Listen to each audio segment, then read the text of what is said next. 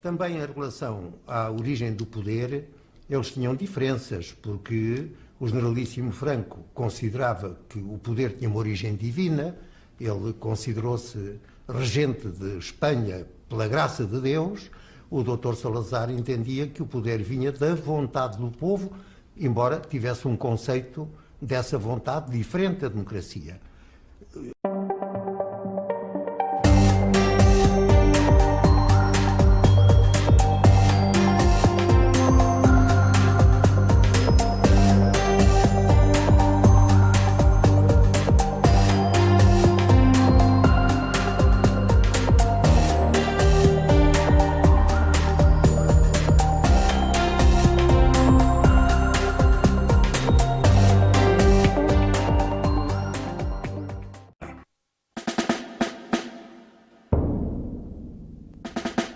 Franco e Salazar.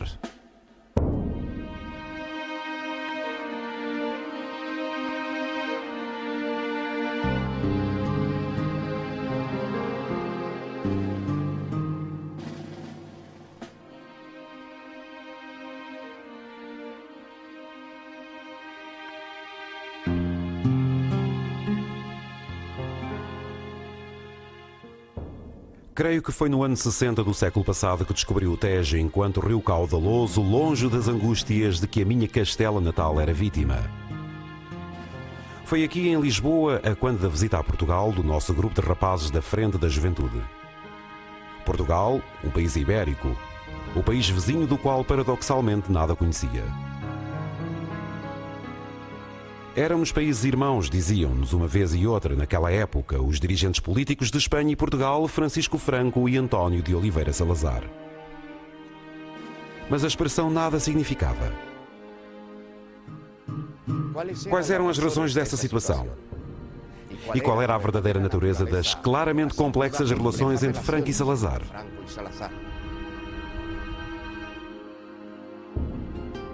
Regressamos à Espanha. Agora, passados os anos e restituída a democracia, a longa época de Franco e Salazar parecia perdida na obscuridade.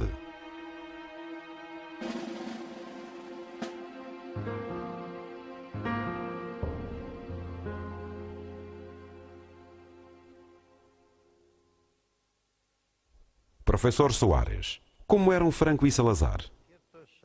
Em determinados aspectos eram muito parecidos, mas noutros não. É preciso ter em conta que António era catedrático da universidade, enquanto Francisco era militar, sendo que ambas as formações moldam o caráter. Em contrapartida, e na minha opinião, coincidiram em 3 pontos essenciais. Primeiro, ambos os seus países necessitavam de um regime com autoridade. Tal não é o mesmo do que um regime totalitário, já que submete o Estado ao poder de um partido, enquanto o autoritarismo implica a submissão dos partidos ao poder do Estado, algo que os dois fizeram de forma paralela. Também coincidiram, e daí nasceu o Pacto Ibérico, na necessidade de salvaguardar a Península Ibérica da Segunda Guerra Mundial. Não estavam muito seguros de que o conseguiriam fazer, mas no final ambos o lograram.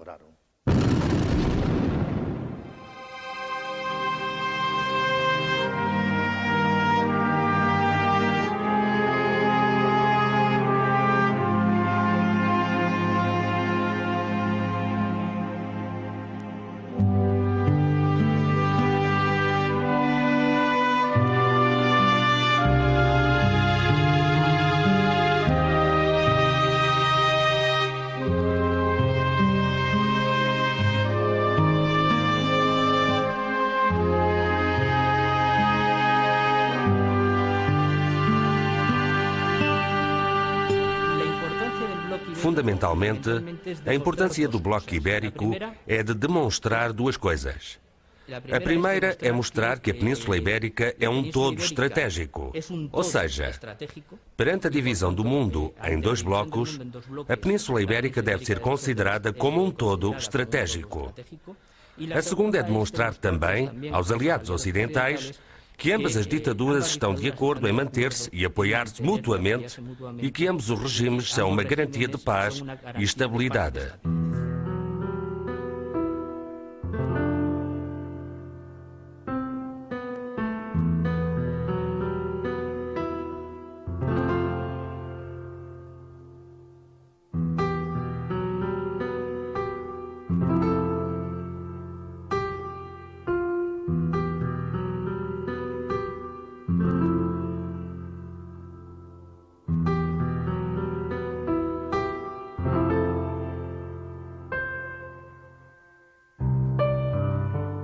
Bom, eu conheci muito melhor o Dr. Salazar do que o generalíssimo Franco, com quem, aliás, conversei mais que uma vez.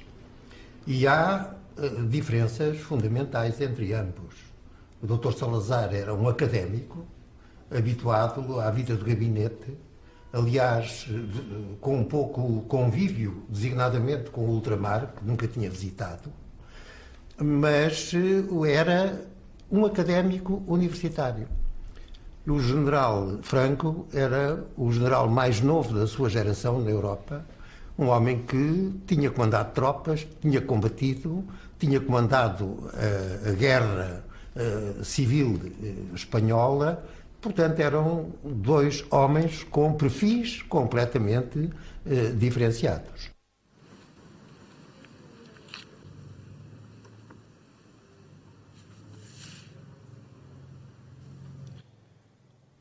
Ambos os países se comprometem a defender os valores raciais e a civilização cristã.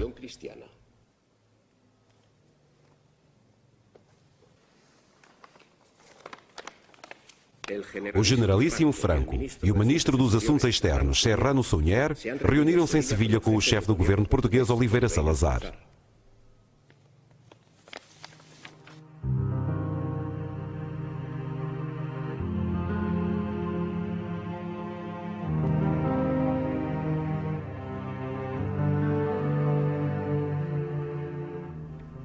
À margem da retórica utilizada então, o Tratado Ibérico, o Bloco Ibérico, pressupõe também uma afirmação categórica de neutralidade e não beligerância num período de guerra mundial.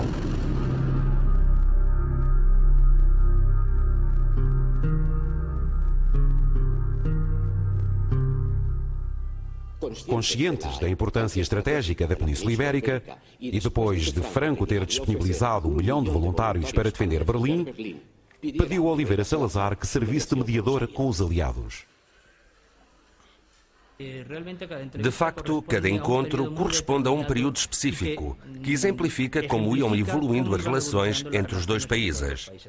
Por exemplo, o primeiro, na década de 1940, está intimamente ligado à evolução da Segunda Guerra Mundial. O que pretendiam discutir nesse encontro de Sevilha era a necessidade de que a Espanha se mantivesse neutra e a garantia de Portugal de que não vai permitir que as tropas britânicas entrem na península. Ou seja, era um elemento fundamental e há um encontro entre os dois ditadores precisamente para abordar esses temas.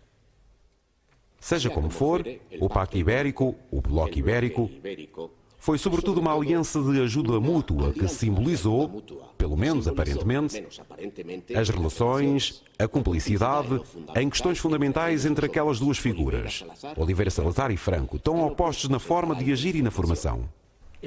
O Pacto Ibérico foi uma declaração de caráter geral, uma espécie de intercâmbio de favores num determinado momento histórico muito concreto. O momento em que os aliados começaram a vencer a Segunda Guerra Mundial.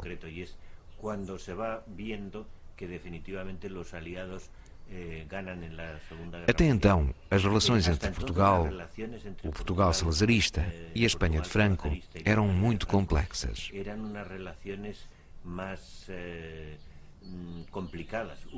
Num dado momento de 1940, quando Hitler esteve em vantagem, houve a sensação de que a Falange queria mais ou menos mediatizar Portugal. Em alguns encontros que Serrano Suñer tem quando visita a Alemanha, sugere a Hitler que um país tão pequeno como Portugal não faz sentido numa grande configuração europeia. Então Salazar apercebe-se de que enfrenta um perigo. Mantém a sua posição neutral durante a Segunda Guerra Mundial, mas teme um vizinho que é demasiado para o eixo. A situação muda a partir de 1943, quando os aliados conquistam o norte de África. Franco começa a ter dúvidas. E que medida, que atitude toma para se aproximar dos aliados? Estende a mão a Salazar.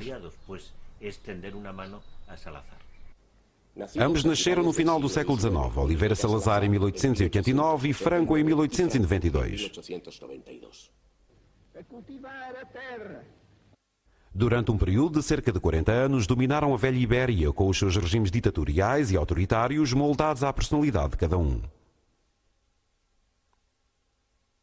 Apesar de salazarismo e franquismo serem os dois regimes mais parecidos na Europa dos anos 30, ambos devem o nome não a qualquer movimento, não a qualquer partido, mas ao nome dos chefes.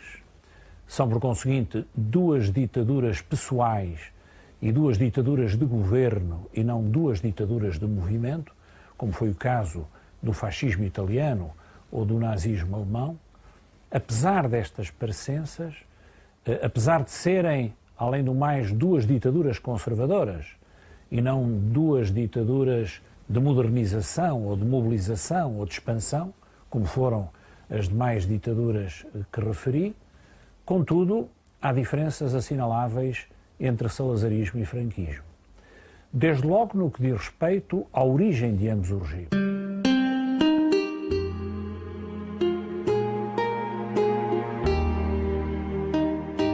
O Portugal salazarista, já sem Salazar, acabaria com a Revolução dos Cravos em 1974. Praticamente um ano depois, em novembro de 1975, em Espanha, morre o ditador e a ditadura.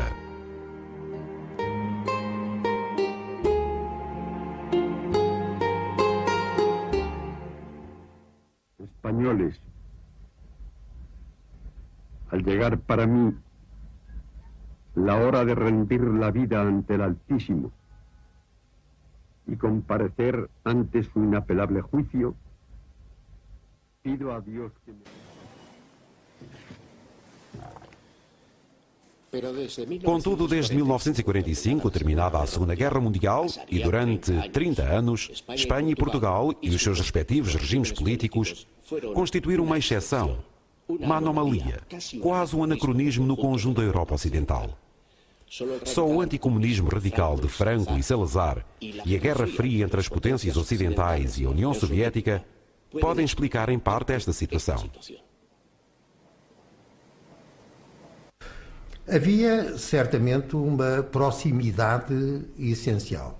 Ambos viveram uma época em que o perigo soviético era considerado importante por ambos.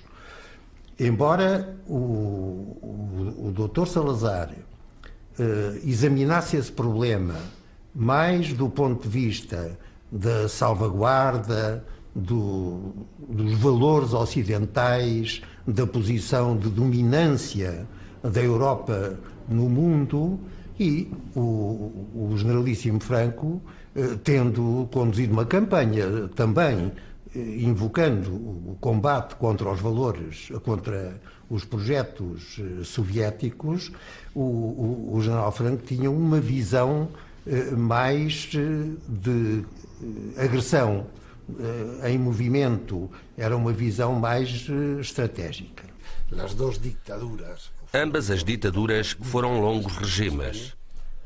No caso português, o salazarismo, e no caso espanhol, o franquismo. Contudo, foram ditaduras que também se modificaram ligeiramente. Não se pode dizer que, desde a origem até ao final, tenham mantido os mesmos pressupostos ideológicos ou sociais, embora haja muitos aspectos comuns. A ditadura de Salazar antecipa-se uns anos à de Franco. Mas ambas terminam, mais ou menos, ao mesmo tempo. As duas dictaduras mais ou menos ao mesmo tempo.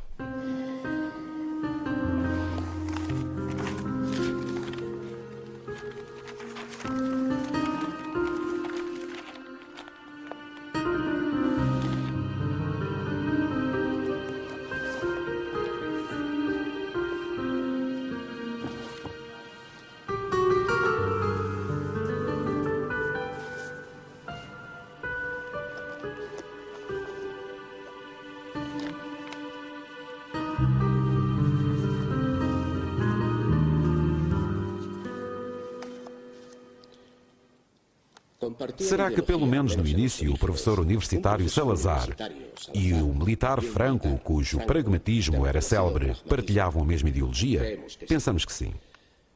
Porém, teríamos de remontar a Charles Maurras, o político francês, que em 1899 sacode a França com o processo Dreyfus e, em torno do jornal L'Action Française, cria um movimento político que se opõe à democracia liberal, propondo a monarquia tradicional, a integridade católica e o conservadorismo.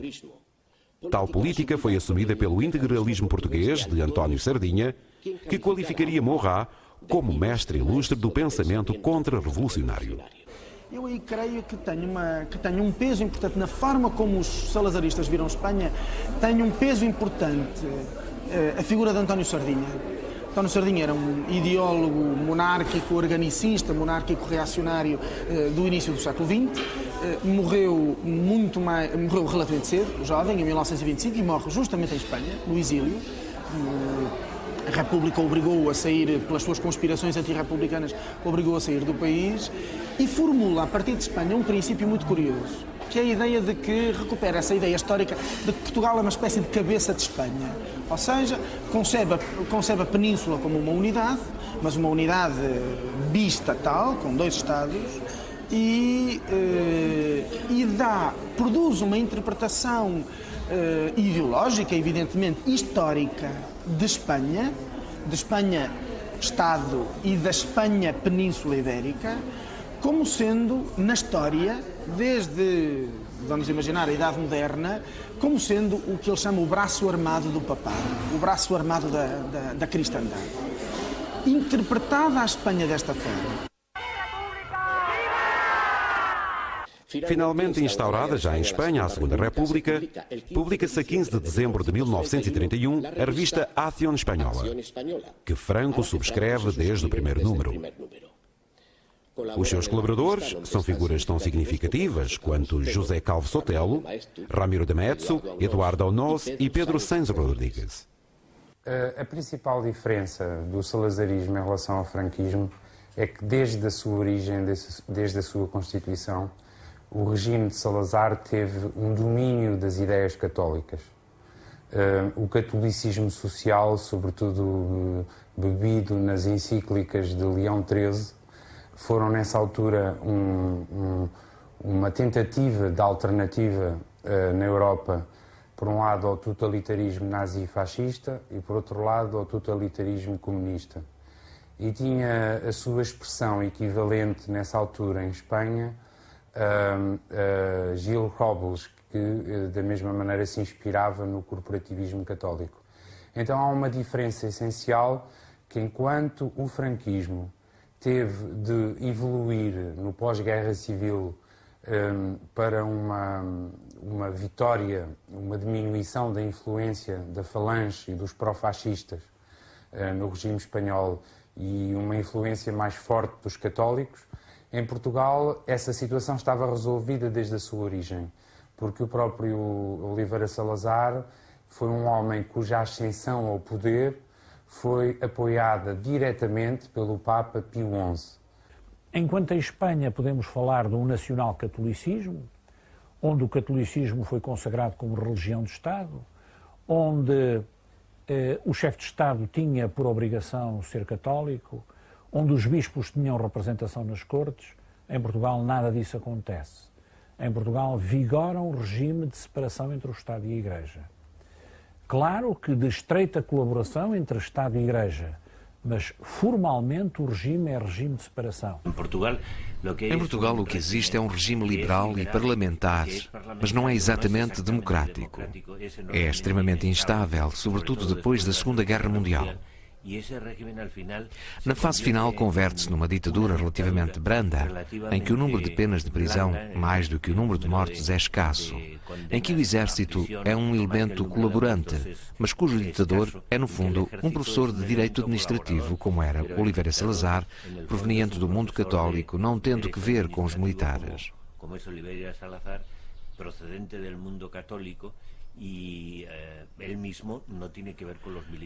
Os militares ficam reduzidos ao posto de Presidente da República, um cargo mais representativo e politicamente menos relevante. Desse modo, a origem da ditadura espanhola é praticamente o único caso em que uma situação liberal parlamentar, esta sim muito mais democrática em termos de uma maior participação dos cidadãos do que em Portugal, degenera. Degenera na conjuntura trágica dos anos 30, degenera numa guerra civil.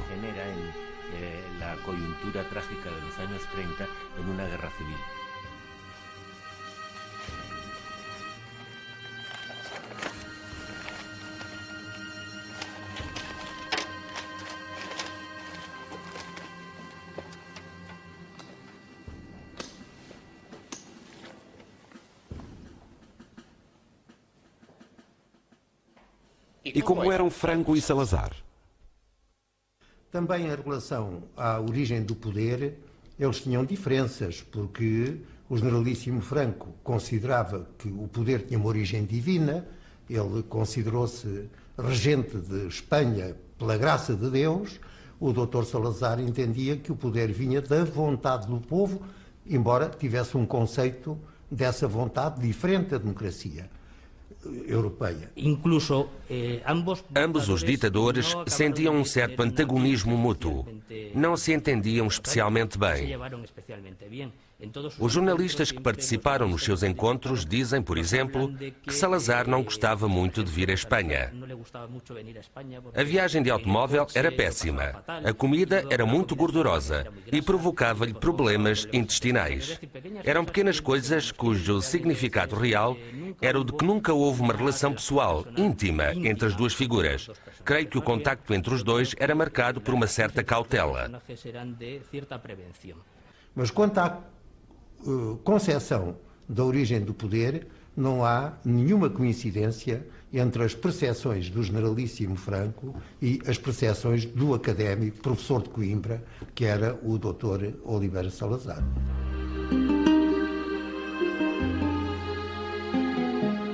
Desde que, em 1910, se proclamou a República Portuguesa, estabelecendo-se a separação entre Igreja e Estado, o casamento civil e o divórcio, o direito à greve e o anticlericalismo explícito que implicou a expulsão dos jesuítas, e apesar da sua solidez, o regime foi alvo de sucessivas tentativas de restaurar a monarquia e sublevações da esquerda radical.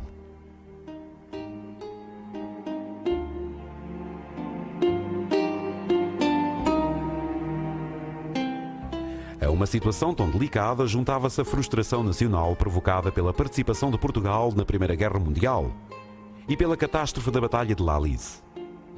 A situação política tornou-se insustentável e aos sucessivos assassinatos políticos, aos quais também não escaparam os fundadores da República, sucedeu-se o caos económico.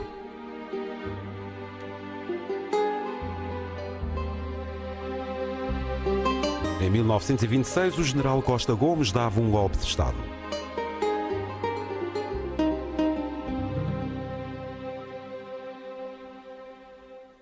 Nesse mesmo ano, Franco, com 33 anos, era promovido a general de brigada, convertendo-se no general mais jovem da Europa.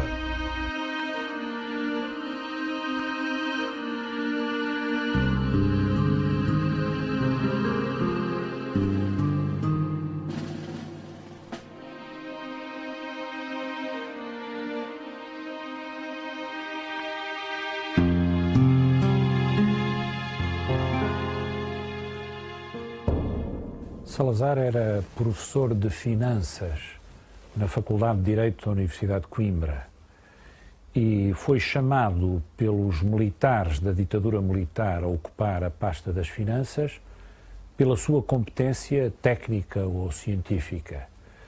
Mas não foi inocente esta chamada. Salazar tinha atrás de si já alguma carreira política, por um lado, porque fora candidato a deputado pelo Partido do Centro Católico em 1921 e fora eleito para o Parlamento e voltaria a ser candidato nas listas do Partido do Centro Católico em 1925. Aliás, Salazar era já considerado na altura o ideólogo do Partido Católico. Por outro lado, Salazar, antes de ser chamado ao governo, publicou no jornal católico Novidades uma série de artigos acerca da crise financeira do Estado. e dessa maneira chamou as atenções sobre si e sobre as suas propostas.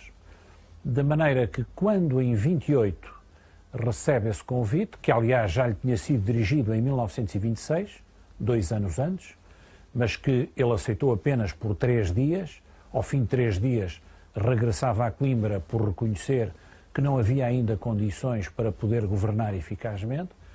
Quando é chamado em 28, aceita e inicia uma colaboração não apenas técnica, mas também política. E rapidamente se vem a impor como não apenas um técnico de finanças, mas como um político de grande ambição e de grande projeto para Portugal, e é isso que explica a sua ascensão posterior a Presidente do Conselho de Ministros.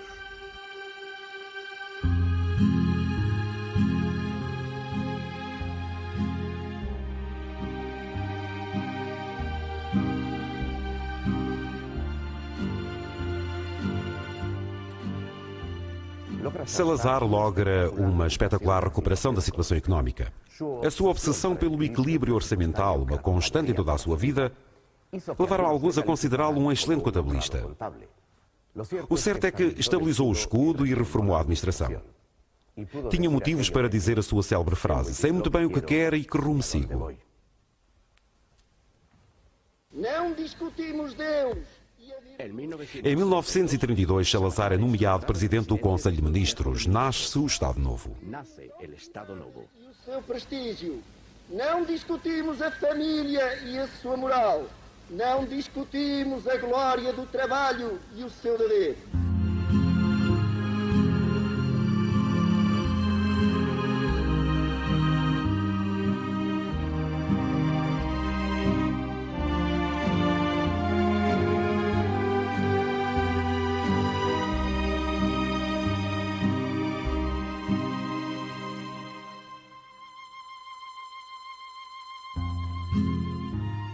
Em 1933, Oliveira Salazar logra a aprovação de uma nova Constituição, a Constituição do Estado Novo, a primeira Constituição corporativista do mundo.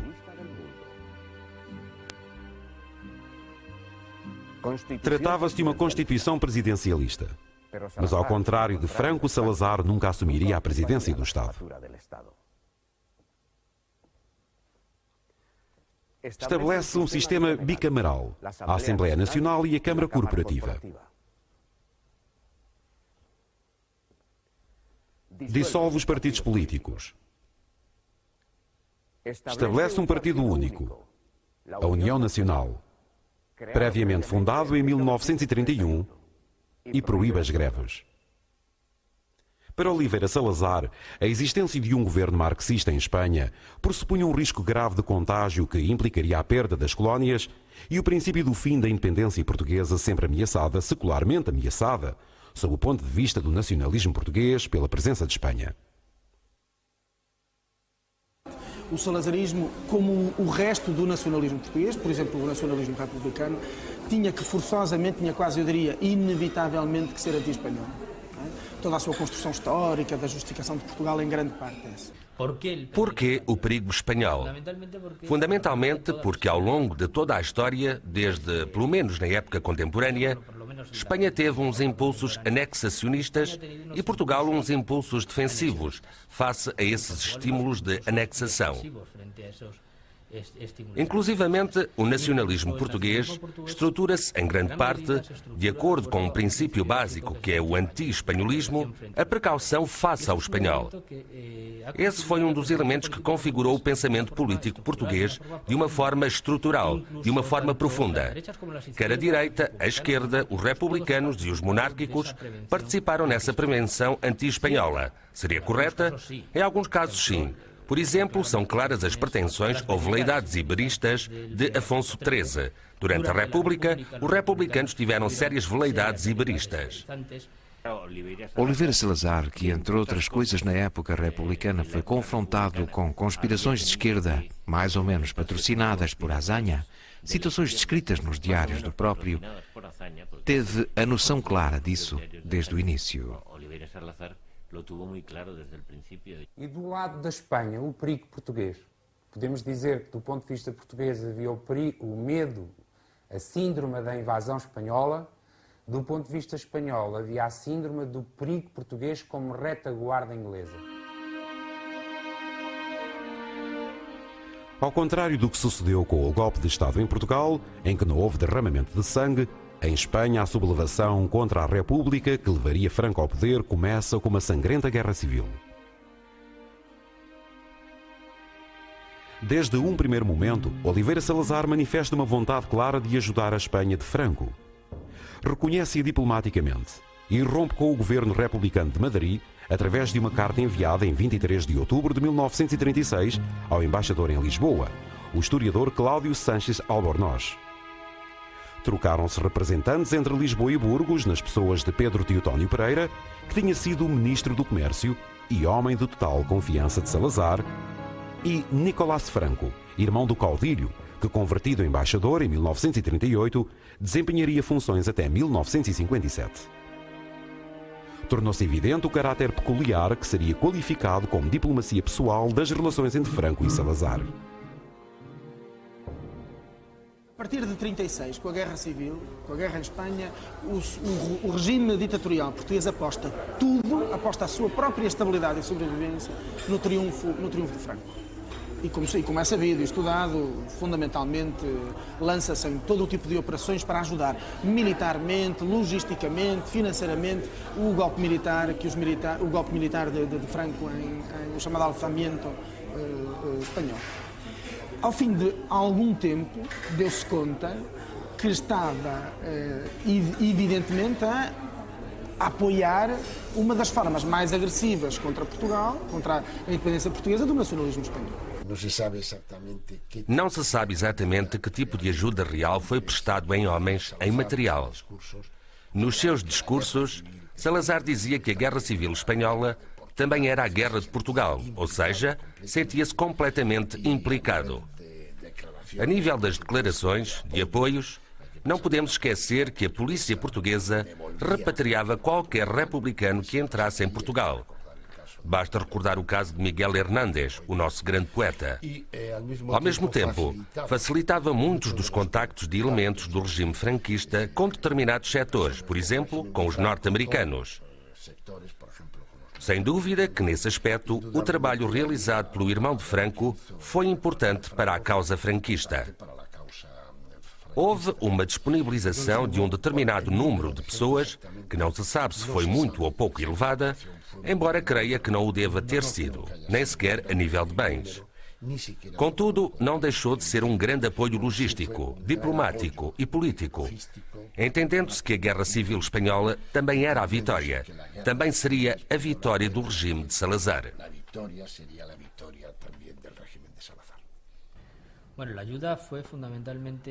A ajuda consistiu fundamentalmente em... Houve voluntários portugueses, mas a principal ajuda foi logística, como, por exemplo, os aviões que a Alemanha enviava e que chegavam a Lisboa eram desmontados e seguiam para a Espanha.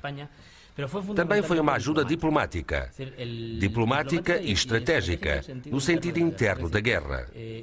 Portugal, fiel ao movimento franquista, descongestionou a fronteira oeste para que o exército franquista não tivesse de se preocupar com o que sucedia na sua retaguarda e pudesse avançar até Madrid, até à região este, um facto fundamental no desenrolar da guerra.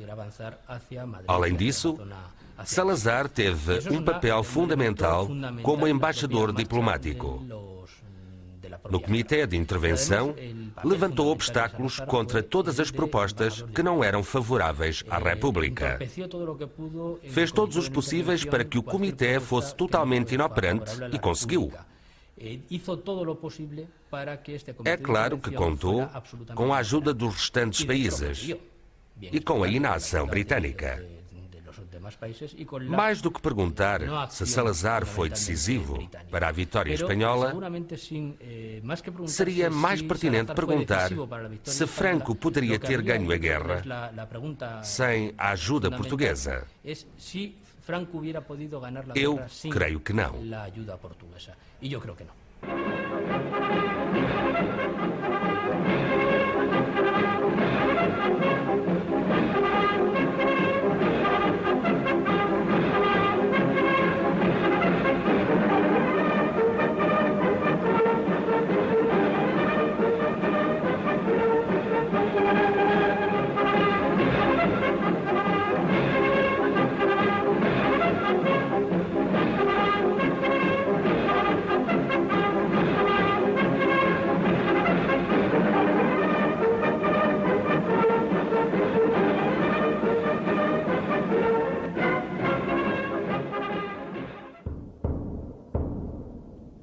Com o triunfo de Franco, Oliveira Salazar declararia: "Está claro que vencemos."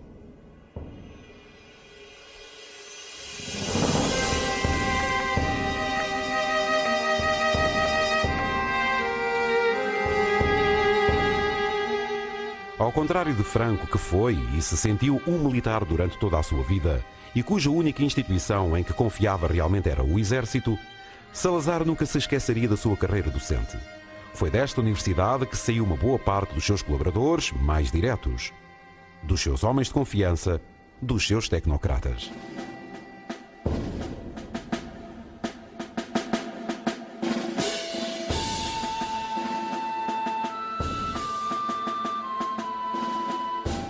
Esta Universidade de Coimbra, a primeira universidade portuguesa e uma das mais antigas da Europa, também foi a Universidade de Oliveira Salazar, que, enquanto catedrático, deu aulas de economia política desde 1918. Bom dia, professor.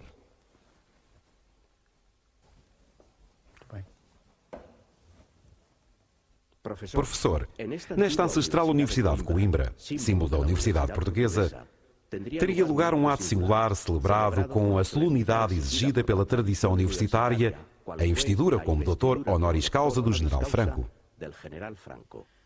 Ora bem, em primeiro lugar eu gostava de dizer que foi daqui que saiu o cortejo de Franco para a Sala dos Capelos, quando ele foi doutorado honoris causa.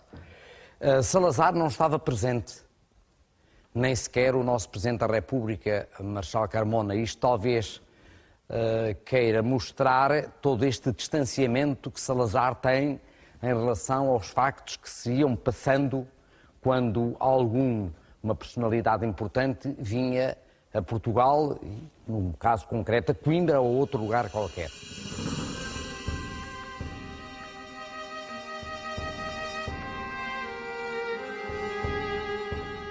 Em definitivo, poderia pensar-se que, devido à sua condição académica no momento de honrar Franco, Salazar escolhera que fosse investido doutor honoris causa pela Universidade de Coimbra.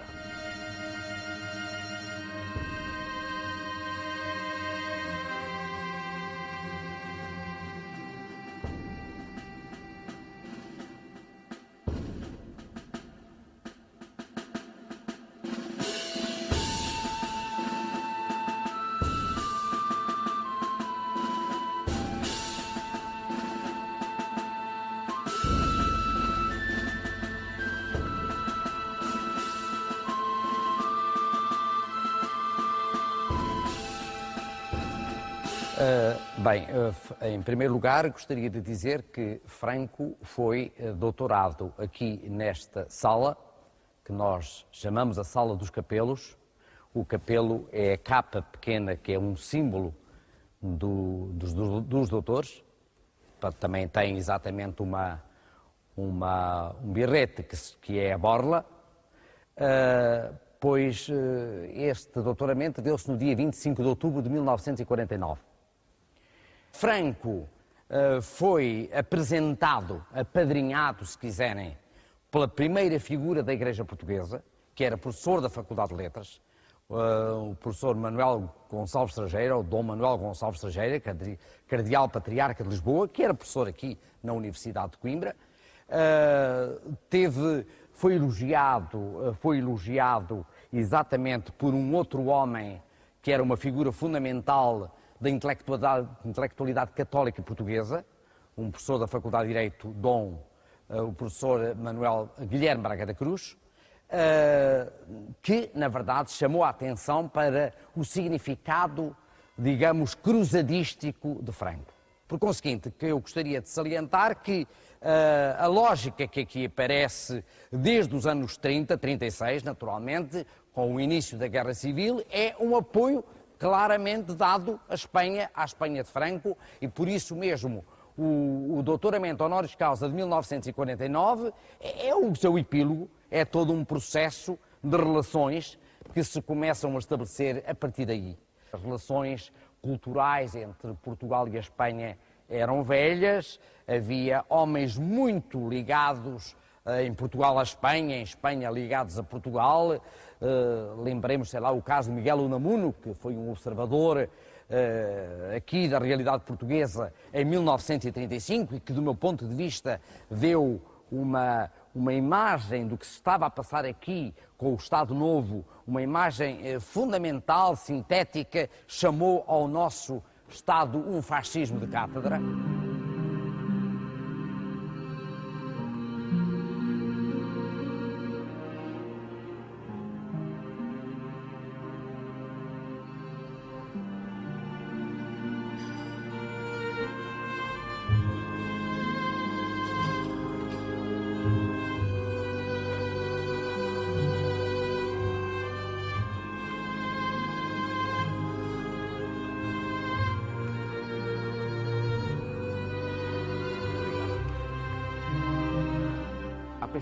Apesar de Salazar ter afirmado: nós e Espanha somos dois irmãos com casa separada na península, tão próximos que podemos falar-nos pelas janelas.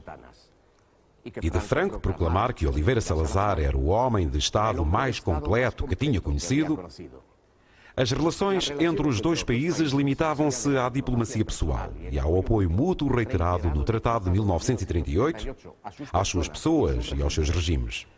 Na verdade, o contacto entre espanhóis e portugueses era mínimo. Por exemplo, os intercâmbios culturais e científicos eram muito reduzidos.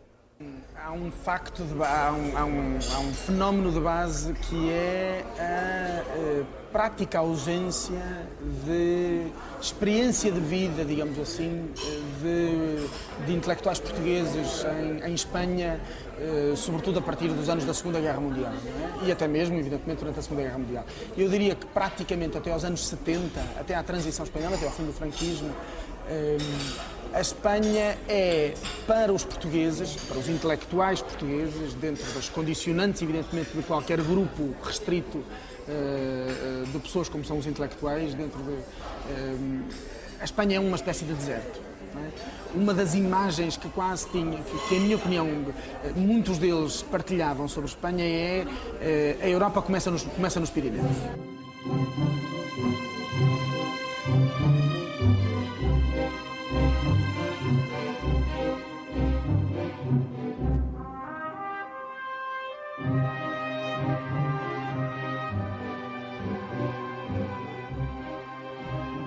A partir de Madrid e de Lisboa, a partir do Pardo e de São Bento, ambos os ditadores tratavam de articular as relações políticas e, com menor êxito, as económicas, mostrando significados no momento de estabelecer laços culturais. De qualquer modo, ao dualismo ibérico a que doutrinalmente se aspirava em certos setores do regime espanhol, os lusitanos contrapunham tenazmente um firme nacionalismo que preservava a soberania portuguesa.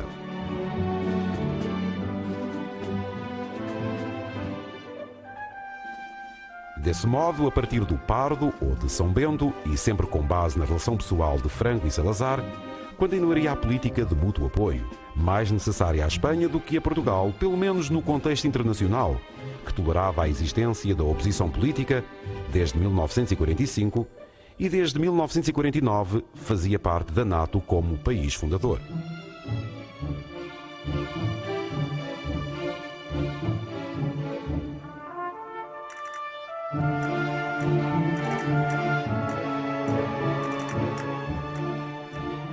Entre a realidade e a retórica, as relações entre a Espanha franquista e o Portugal salazarista, por vezes imersas em clamorosos silêncios, mas continuamente pautadas por visitas e intercâmbios de personalidades, em grande medida com duvidosos resultados práticos ou políticos, estiveram sempre ao serviço da mútua conveniência de ambos os regimes.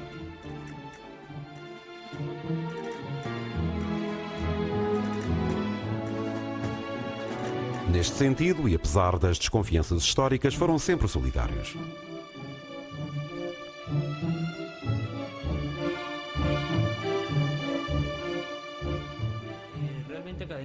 Creio sinceramente que cada encontro corresponde a um período específico, exemplificativo da forma como iam evoluindo as relações entre os dois países.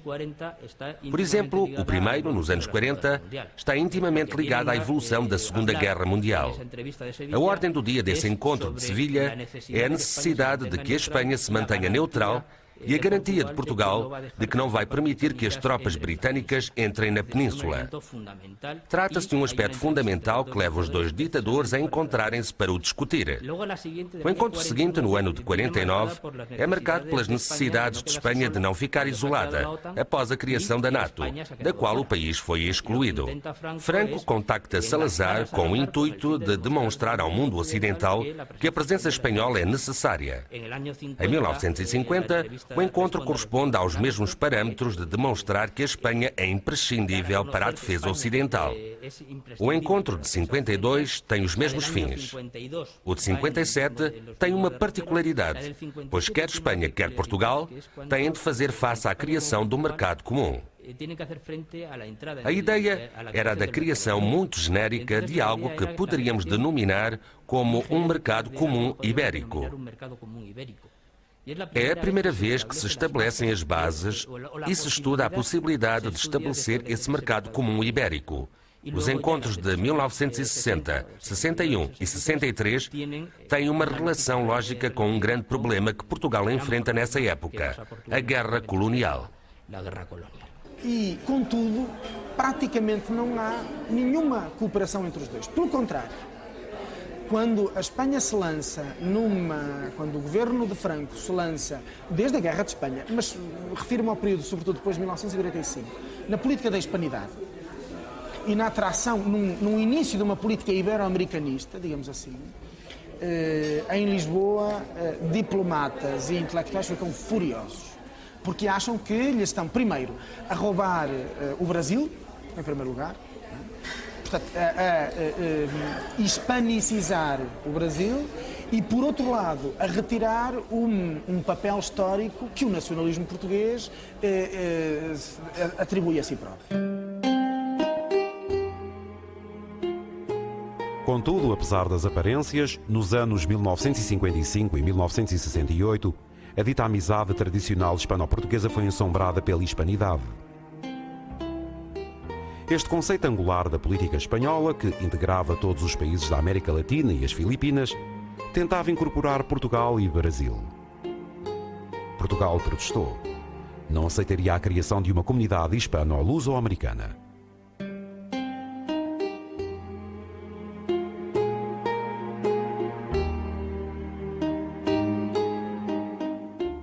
Começa o último ato desta história, com dois homens indubitavelmente singulares. Com a chegada da década de 1960, Portugal é alvo de uma crise provocada pelas guerras de libertação no vasto império colonial lusitano.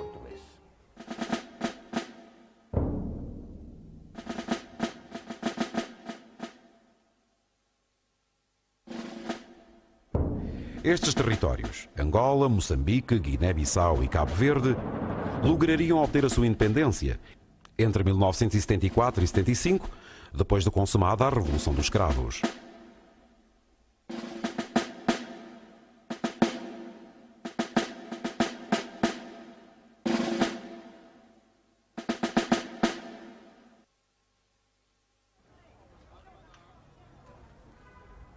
O povo espanhol, a sociedade espanhola, dissocia simplesmente do regime franquista, que passa a ser apenas uma superestrutura de poder. Surge uma Espanha aberta.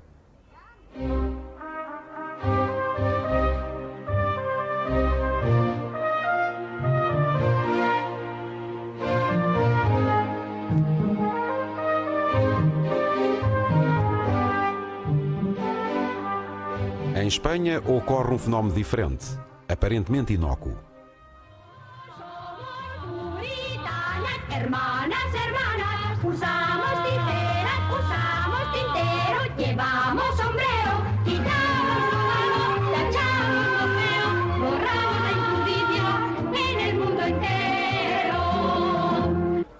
O salazarismo e o franquismo não podiam sobreviver sem os seus fundadores. Salazar institucionalizou o seu regime em apenas 18 meses e Franco nunca conseguiu fazê-lo, apesar das 7 leis fundamentais que promulgou entre 1938 e 1958. Num caso e noutro pertenciam ao passado. Eram inviáveis. Sem divisão de poderes, com câmaras políticas, Cortes espanholas e Conselho Nacional do Movimento, carentes de qualquer representatividade, o franquismo, além do poder do seu ditador e do exército, revelava-se dia a dia sem futuro. Nem a Carta do Trabalho de 1938, a Carta dos Espanhóis de 45, a Lei das Cortes de 42, a da Sucessão de 47 e a Lei Orgânica de 67 foram suficientes para cimentar, bem cimentado, como dizia o seu fundador, o futuro do regime. O regime de Franco é uma ditadura mais pessoal. Inclusivamente existem disposições legais do pós-guerra segundo as quais o chefe de Estado pode ditar leis de caráter superior. E creio que é esta a expressão literal, sem necessidade da aprovação do Conselho de Ministros. É claro que se trata de um poder, nesse sentido, ilegalmente. Franco tinha mais poder do que, por exemplo, Mussolini. Não existiam instituições que funcionassem como contrapeso. Porém, Franco também era um ditador de arbitragem que não exercia a infinidade dos seus poderes, dando muita liberdade aos seus ministros.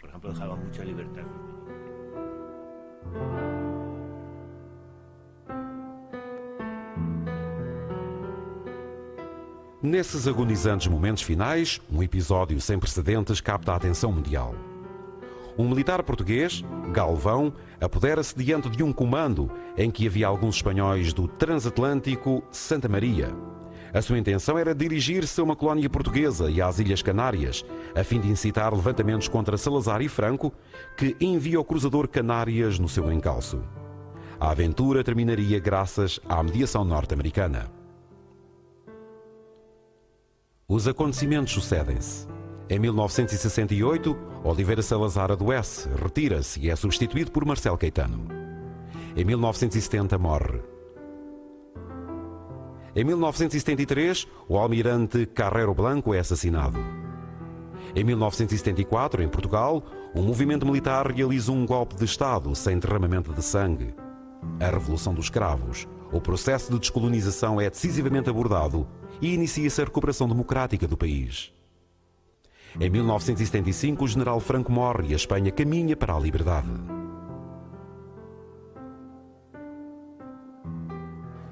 Hoje, Espanha e Portugal são países plenamente democráticos e membros da União Europeia. Franco e Salazar pertencem já à história. Mas não nos esqueçamos que se trata da nossa história. Versão portuguesa Santa Claus Audiovisual.